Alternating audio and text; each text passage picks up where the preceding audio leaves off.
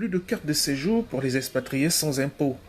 Issa Kanté travaille dans ce magasin pour près de 100 000 francs CFA le mois, soit environ 150 €. À la seule évocation de cette mesure contenue dans le projet de loi de finances rectificative de l'année en cours, il voit d'emblée ses charges augmenter par rapport à son revenu du moment. Je sais que chaque 2 ans, je dois renouveler ma carte de séjour avec 150 000 francs. Avec la paperasse qu'il faut, tout ça. Là.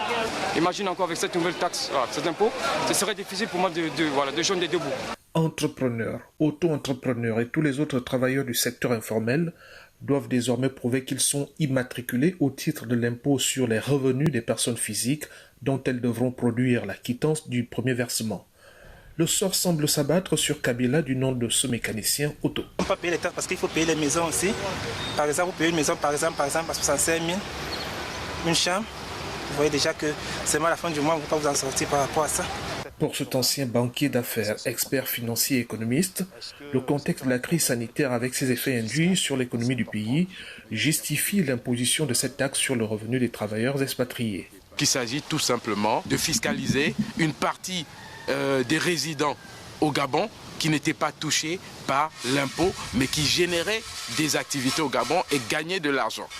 Et William Tchad a ajouté. Il faut quand même rappeler au gouvernement que dans les circonstances actuelles, aussi bien l'activité économique est en berne, et ça concerne aussi bien les étrangers que les Gabonais, ainsi de suite. Donc le pouvoir d'achat a diminué. Et donc fiscaliser dans ces conditions-là, ça peut revenir au jargon qui dit trop d'impôts tue l'impôt. Donc il faut vraiment que le gouvernement fasse un juste milieu sur le niveau. C'est une taxe forfaitaire. Sur le niveau de cette taxe, il faudra qu'elle soit raisonnable pour ne pas handicaper les travailleurs de l'informel et les étrangers qui vont faire leur carte de séjour.